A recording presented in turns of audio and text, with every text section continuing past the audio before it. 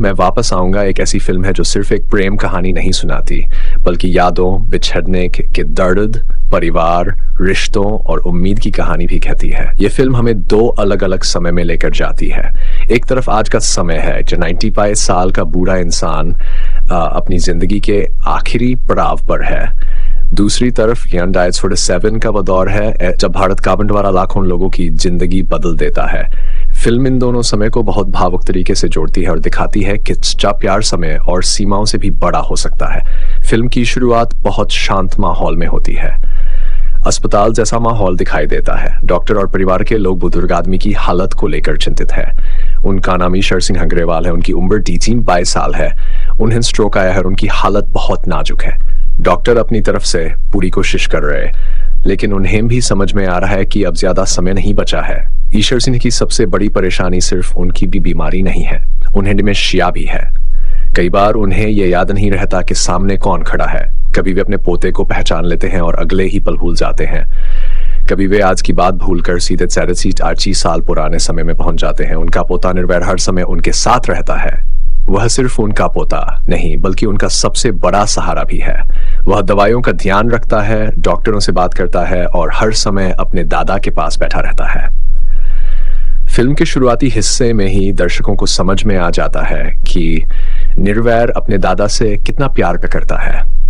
आज की तेज जिंदगी में जहां लोग अपने बुजुर्गों के लिए समय नहीं निकाल पाते, वहां निर्वैर पूरी जिम्मेदारी के साथ उनका साथ निभा रहा है। एक दिन ईशर सिन्हा बार बार एक ही बात दोहराने लगते हैं, मैं वापस आऊंगा।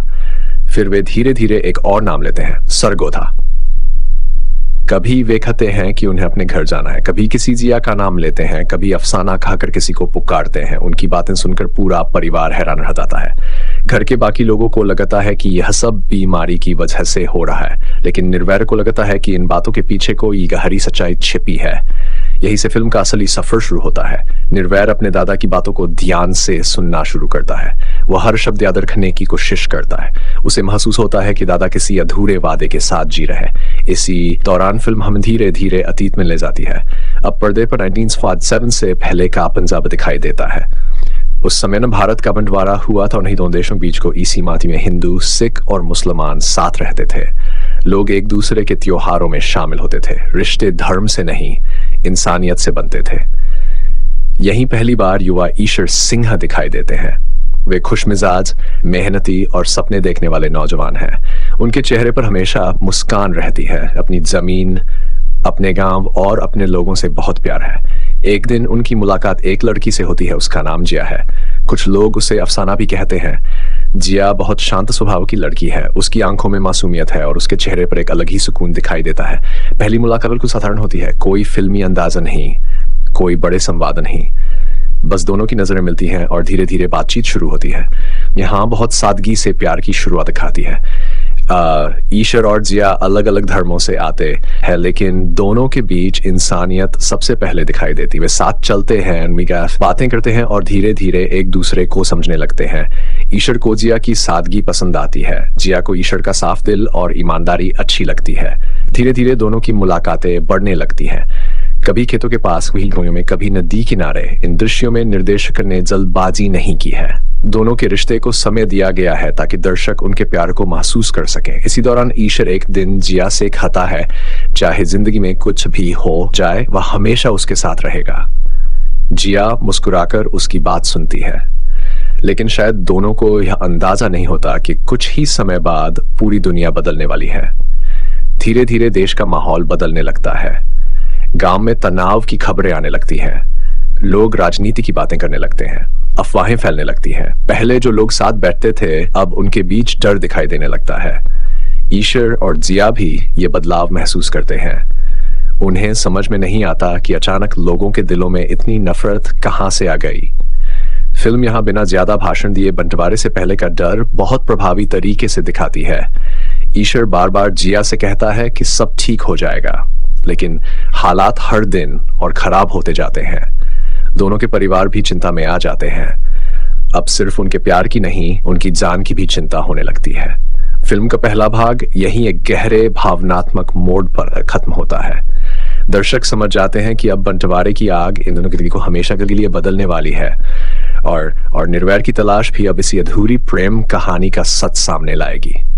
पहले भाग के अंत तक माहौल पूरी तरह बदल चुका होता है। जो गांव कभी हंसी, प्यार और अपनापन से भरा रहता था, अब वहां डर और अनिश्चितता दिखाई देने लगती है। हर तरफ एक ही चर्चा होती है कि देश का बंटवारा होने वाला है। लोग अपने भविष्य को लेकर परेशान हैं। कोई नहीं जानता कि अगले दिन क्या होगा। ईश्वर सिंह और जिया के लिए यह समय सबसे कठिन बन जाता है। दोनों चाहते हैं कि हालात जल्दी सामान्य हो जाएं, लेकिन हर दिन नई बुरी खबर सामने आ जाती है। आसपास के गांवों से हिंसा की खबरें आने लगती हैं। कई परिवार अपना घर छोड़कर झोंक की तरफ जाने लगते हैं। फिल्म यहाँ बंटवारे की राजनीति पर ज्यादा नहीं जाती। निर्देशक का ध्यान उन आम लोगों पर रहता है जिनकी जिंदगी अचानक बदल गई। यही बात फिल्म को ज्यादा भावुक बनाती है। ईश्वर बार बार जिया से मिलने की कोशिश करता है। दोनों जानते हैं कि शायद अब उनके पास ज्यादा समय नहीं है। जब भी वे मिलते हैं, उनकी बातों में पहले जैसी खुशी नहीं होती। अब हर बातचीत में बिछड़ने का डर दिखाई देता है। एक दिन दोनों एक सुनसान जगह पर मिलते हैं। जिया की आंखों में आंसू होते हैं। वह पूछती है कि अगर हालात और खराब हो गए तो क्या होगा। ईश्वर बिना एक पल सोचे कहता है, मैं तुम्हें कभी अकेला नहीं छोड़ूंगा। अगर हम अलग भी हो गए तो मैं एक दिन जरूर वापस आऊंगा। यही वादा फिल्म की सबसे महत्वपूर्ण बात बन जाता है। जिया उसकी तरफ देखती है और हल्की मुस्कान के साथ उस पर भरोसा कर लेती है, लेकिन किस्मत दोनों के लिए कुछ और ही लिख चुकी होती है। कुछ ही दिनों बाद गांव में हिंसा फैल जाती है। लोग अपने घर छोड़ने लगते हैं। चारों तरफ अफरा तफरी मच जाती है। परिवार बिछड़ जाते हैं। कोई अपने बच्चों को ढूंढ रहा है, कोई अपने माता पिता को। फिल्म इन दृश्यों को बहुत संयम से दिखाती है। जरूरत से ज्यादा हिंसा नहीं दिखाई जाती, लेकिन लोगों का दर्द साफ महसूस होता है। ईश्वर अपने परिवार के साथ भारत की तरफ निकलने को मजबूर हो जाता है। दूसरी तरफ जिया अपने परिवार के साथ पाकिस्तान में रह जाती है।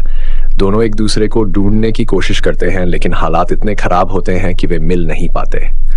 रेलवे स्टेशन, शरणार्थी कैंप और भीड़ से भरे रास्ते, हर जगह लोग अपने अपनों को पुकार रहे होते हैं।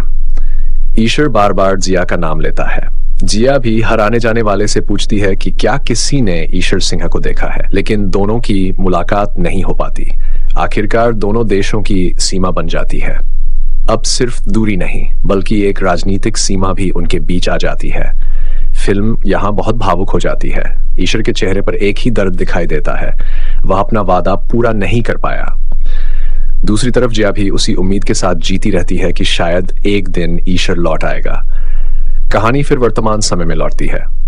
अस्पताल में लेटे हुए बूढ़े ईश्वर सिन्हा बार बार नींद में वही बातें दोहराते रहते हैं। मुझे वापस जाना है। जिया मेरा इंतजार कर रही है। निर्वैर यह सब सुनकर और भी बेचैन हो जाता है। अब उसे पूरा यकीन हो जाता है कि यह सिर्फ बीमारी की बातें नहीं है, ये उनके दादा की जिंदगी का अधूरा अध्याय है। निर्वैर फैसला करता है कि वह इस अधूरी कहानी का सच पता लगाएगा। यहीं से फिल्म एक नई दिशा में आगे बढ़ती है। निर्वैर पुराने कागज, तस्वीरें और चिट्ठियां ढूंढना शुरू करता है। वह परिवार के बुजुर्ग लोगों से बात करता है। कुछ लोगों को थोड़ा बहुत याद होता है कि ईश्वर सिंह भी सरगोधा में रहते थे। कुछ लोग बताते हैं कि बंटवारे के समय उनकी जिंदगी पूरी तरह बदल गई थी, लेकिन किसी को पूरी कहानी नहीं पता होती। निर्वैर हार नहीं मानता। वह इंटरनेट पर पुराने रिकॉर्ड खोजता है, सरगोधा के बारे में जानकारी जुटाता है। धीरे धीरे उसे जिया का दूसरा नाम भी पता चलता है, अफसाना। अब उसके पास तलाश का एक अन्य रास्ता होता है। फिल्म यहाँ वर्तमान और अतीत को बहुत सुंदर तरीके से जोड़ती है। एक तरफ बूढ़े ईश्वर अपने बिस्तर पर लेटे हुए पुरानी यादों में खोए रहते हैं। दूसरी तरफ उनका पोता उन्हीं यादों को जोड़कर सच तक पहुंचने की कोशिश करता है। निर्वैर को एहसास होता है कि उसके दादा सिर्फ एक पुराने प्यार को याद नहीं कर रहे, वे उस वादे का बोझ लेकर जी रहे हैं जो उन्होंने करीब 8 दशक पहले किया था। इसी दौरान दर्शकों को ईश्वर की वर्तमान हालत और भी दुखी करती है। कभी वे निर्वैर को अपने बचपन का दोस्त समझ लेते हैं, ये उसे अपने पिता कहकर बुलाते हैं, लेकिन जब भी जिया का नाम आता है उनकी आंखों में अलग ही चमक दिखाई देती है। यह दिखाता है कि याददाश्त भले ही कमजोर हो गई हो, लेकिन सच्चा प्यार कभी पूरी तरह मिटता नहीं। निर्वैर अब तय करता है कि चाहे जितनी मेहनत करनी पड़े, वह जिया या उसके परिवार तक जरूर पहुंचेगा। उसे लगता है कि शायद यही उसके दादा को सुकून दे सकता है। यहीं से कहानी अपने सबसे भावुक और निर्णायक हिस्से की तरफ बढ़ती है। निर्वैर की तलाश अब उसे भारत से पाकिस्तान की यादों तक ले जाने वाली है, जहां उसे एक ऐसा सच मिलने वाला है जो उसके दादा की पूरी जिंदगी को समझा देगा। अब कहानी अपने सबसे भावुक हिस्से में पहुंच जाती है। निर्वैर अपने दादा ईश्वर सिन्हा के अतीत को समझने के लिए पूरी मेहनत करता है। उसे अब सिर्फ जिज्ञासा नहीं रही, यह उसके लिए एक जिम्मेदारी बन चुकी है। वह चाहता है कि उसके दादा इस दुनिया से जाने से पहले मन का बोझ उतार सकें। निर्वैर पुराने रिकॉर्ड, परिवार के लोगों और सरगोधा से जुड़े संपर्कों के जरिए धीरे धीरे आगे बढ़ता है। कई जगह उसे निराशा मिलती है, कई लोगों को कुछ याद नहीं रहता, कई पुराने दस्तावेज भी अधूरे होते हैं, लेकिन वह हार नहीं मानता। आखिरकार उसे अफसाना यानी जिया के परिवार तक पहुंचने का रास्ता मिल जाता है। जब वह उनसे बात करता है, उसे एक ऐसी सच्चाई पता चलती है जो उसके दिल को झकझोर देती है। उसे मालूम होता है कि जिया करीब 10 साल पहले इस दुनिया को छोड़ चुकी है। यह सुनकर निर्वैर कुछ पल के लिए बिल्कुल शांत हो जाता है। उसे लगता है इतने सालों से जिस मुलाकात की उम्मीद उसके दादा लगाए बैठे थे वह अब कभी पूरी नहीं हो सकती, लेकिन कहानी ही खत्म नहीं होती। जिया के परिवार वाले उसे बताते हैं कि उसने जिंदगी ईश्वर सिंह को नहीं भुलाया। उसे हमेशा विश्वास था कि दिन ईश्वर अपना वादा निभाने जरूर आएगा। उसने कभी उनके कोई खिलाफत नहीं, उसने सिर्फ इंतजार किया। यही बात फिल्म को और ज्यादा भावुक बना देती है। निर्वैर को एहसास होता है कि दोनों ने अपनी पूरी जिंदगी एक अधूरे वादे के साथ गुजार दी। वह सोचता है कि अब वह अपने दादा को यह बात कैसे बताए। उधर अस्पताल में ईश्वर सिंह की हालत लगातार बिगड़ रही होती है। डॉक्टर परिवार को बता देते हैं कि अब ज्यादा उम्मीद नहीं बची है, फिर भी ईश्वर की जुबान पर एक ही बात रहती है, मुझे वापस जाना है, मैं वापस आऊंगा। निर्वैर फैसला करता है कि चाहे वास्तविक मुलाकात अब संभव न हो, लेकिन वह अपने दादा को मानसिक शांति जरूर देगा। वह जिया के परिवार से वीडियो कॉल पर बात करता है। फिल्म का यह हिस्सा बहुत शांत और भावुक है। वीडियो कॉल के दौरान बूढ़े ईश्वर सिन्हा की आंखों के सामने जैसे समय रुक जाता है। डिमेंशिया की वजह से उन्हें वास्तविकता और यादों का फर्क समझ नहीं आता। उन्हें ऐसा महसूस होता है कि सामने वही जवान जिया खड़ी है जिससे उन्होंने कभी वादा किया था। वे कांपती आवाज में उससे कहते हैं, मैं लौट नहीं पाया, मुझे माफ कर दो। उनकी आंखों से आंसू बहने लगते हैं। फिर वे बहुत धीरे से पूछते हैं, क्या अब मैं जा सकता हूं? फिल्म का यह दृश्य सबसे ज्यादा असर छोड़ता है। जिया की कल्पना उनके सामने मुस्कुराती हुई दिखाई देती है। वह कहती है, अब तुम आराम कर सकते हो। यही वह पल है जिसका ईश्वर सिन्हा पूरी जिंदगी इंतजार करते रहे। उनके चेहरे पर पहली बार सुकून दिखाई देता है। उनकी बेचैनी खत्म हो जाती है। कुछ ही देर बाद वे शांत मन से हमेशा के लिए इस दुनिया को अलविदा कह देते हैं। निर्वैर अपने दादा का हाथ पकड़कर बैठा रहता है। उसकी आंखों में दुख भी है और संतोष भी। उसे लगता है कि वह अपने दादा की आखिरी इच्छा पूरी तो नहीं कर पाया, लेकिन उन्हें मन की शांति जरूर दे सका। फिल्म यही यह संदेश देती है कि कभी कभी इंसान को जीने के लिए दवा से ज्यादा जरूरी मन का सुकून होता है। अगर अभिनय की बात करें तो दिलजीत दोसांझ ने बहुत संतुलित अभिनय किया है। उन्होंने निर्वैर के किरदार को बिना किसी बनावट के निभाया है। एक ऐसे पोते की भूमिका जो अपने दादा के लिए सब कुछ करने को तैयार है, उन्होंने पूरी ईमानदारी से निभाई है। नसीरुद्दीन शाह इस फिल्म की सबसे बड़ी ताकत है। 95 साल के ईश्वर सिन्हा के रूप में उनका अभिनय बेहद प्रभावशाली है। डिमेंशिया से जूझ रहे इंसान की उलझन, अधूरी यादें, टूटी हुई आवाज और पुराने प्यार का दर्द उन्होंने बहुत सच्चाई से दिखाया है। कई जगह वे बिना ज्यादा संवाद बोले सिर्फ अपने चेहरे के भावों से पूरी भावना दर्शकों तक पहुंचा देते हैं। शर्वरी ने जिया और अफसाना के किरदार में मासूमियत और गरिमा दोनों दिखाई है। उनका अभिनय शांत है लेकिन बहुत असर छोड़ता है। कम समय में भी उनका किरदार दर्शकों के दिल में जगह बना लेता है। वेदांग रैना ने भी अपनी भूमिका अच्छी तरह निभाई है और कहानी को मजबूती दी है। फिल्म का संगीत इसकी सबसे बड़ी खूबियों में से एक है। गाने का कहानी का हिस्सा बन कराते हैं। खासकर पुराने समय वाले गीत दोनों मियों की भावनाओं को और गहरा बना देते हैं। पृष्ठभूमि संगीत भी भावनात्मक दृश्यों में बहुत प्रभावी है और कहीं भी जरूरत से ज्यादा शोर नहीं करता। निर्देशक इम्तियाज अली ने इस फिल्म को बहुत संवेदनशील तरीके से पेश किया है। उन्होंने प्रेम कहानी को सिर्फ रोमांचक सीमित नहीं रखा। इसमें परिवार, इतिहास, बंटवारे का दर्द और बुजुर्गों की यादों को भी बराबर महत्व दिया है। अब अगर फिल्म की खूबियों की बात करें तो सबसे बड़ी खूबी इसकी भावनात्मक कहानी है। यह दर्शकों को शुरुआत से अंत तक अपने साथ जोड़े रखती है। दूसरी बड़ी खूबी सभी कलाकारों का अभिनय है। तीसरी बात फिल्म का संगीत और भावनात्मक माहौल है। चौथी बात यह है कि फिल्म हमें अपने अपने बुजुर्गों की अधूरी कहानियों को सुनने और समझने की प्रेरणा देती है। फिल्म यही बताती है कि सच्चा प्यार समय, दूरी और सीमाओं से बड़ा हो सकता है। अगर कमियों की बात करें तो कुछ जगह कहानी की गति धीमी महसूस होती है, कुछ दर्शकों को बीच का हिस्सा थोड़ा लंबा लग सकता है, कुछ सहायक किरदारों को और विस्तार दिया जा सकता था, बंटवारे के कुछ पहलुओं को भी थोड़ा और गहराई से दिखाया जाता तो फिल्म का प्रभाव और बढ़ सकता था। फिर भी ये कमियां फिल्म की भावनात्मक ताकत को कमजोर नहीं करती। एक ऐसी फिल्म है जो सिर्फ प्रेम कहानी नहीं सुनाती, बल्कि अधूरे वादों, बिछड़ने के दर्द, परिवार के महत्व और इंसानी यादों की ताकत को बहुत सुंदर तरीके से सामने लाती है। यह फिल्म हमें सिखाती है कि कुछ रिश्ते कभी खत्म नहीं होते।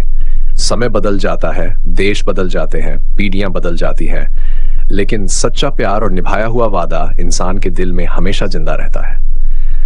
यही इस फिल्म की सबसे बड़ी ताकत है और यही वजह है कि इसका अंत लंबे समय तक दर्शकों के मन में बना रहता है।